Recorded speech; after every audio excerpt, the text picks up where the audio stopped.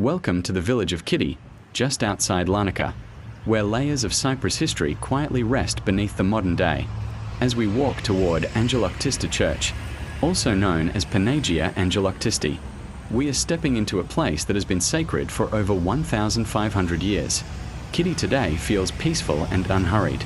Narrow village streets, low stone houses, and the distant sounds of everyday life surround us. It's hard to imagine that this calm village is home to one of the most important early Christian monuments on the island. The name Angeloktisti means built by angels. According to tradition, this church wasn't constructed by human hands alone, but by divine intervention. And as we approach, you'll start to feel why this place inspired such stories. As the church comes into view, notice how it sits slightly apart, grounded and timeless. The exterior may seem modest at first, pale stone walls, simple lines, but don't let that fool you. This simplicity hides something extraordinary inside. The current structure dates mostly to the 11th century, built during the Middle Byzantine period.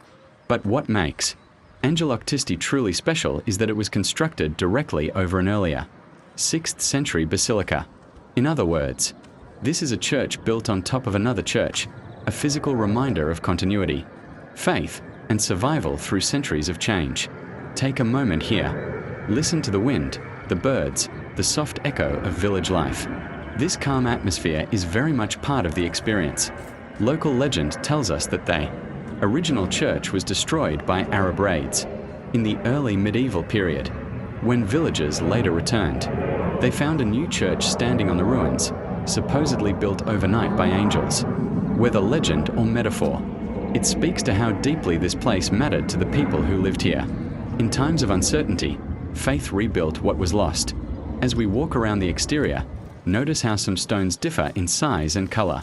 These are silent witnesses from different eras, reused materials from earlier structures, carefully incorporated into the newer church.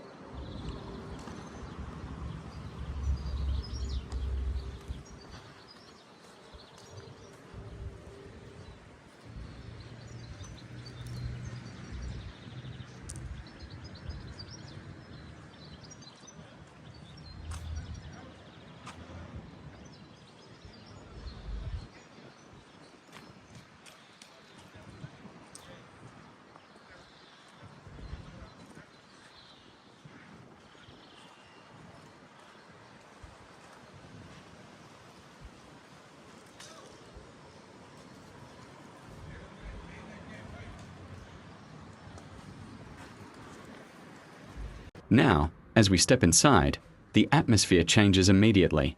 The light becomes softer, the sounds from outside fade, and your eyes are drawn upward toward one of the most remarkable mosaics in Cyprus, and indeed, in the entire Mediterranean. This mosaic dates back to the 6th century, making it one of the best preserved early Christian mosaics anywhere. You're looking at something created during the reign of Emperor Justinian, at a time when Christianity was still defining its visual language. At the center is the Virgin Mary, seated on a throne, holding the infant Christ. She is flanked by archangels Michael and Gabriel, tall and solemn, dressed in imperial robes.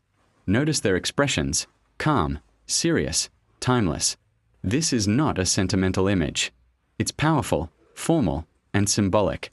Behind them, a shimmering gold background represents heaven itself. The mosaic isn't trying to show realism, it's showing the divine realm, beyond time and space. What's extraordinary is that this mosaic survived periods when religious images were destroyed during iconoclasm. Somehow, it was spared, possibly hidden, possibly protected by those who understood its value. Stand here for a moment.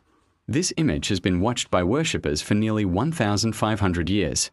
Look around the interior. The church follows a cross-and-square plan, typical of Byzantine architecture. The dome above represents the heavens. The square below represents the earth. Everything here is symbolic, even the direction the church faces, traditionally east, toward the rising sun and resurrection. The walls once held frescoes, many now faded or fragmentary. Yet even in their worn state, they add to the feeling that this is a place shaped by time, not frozen in it.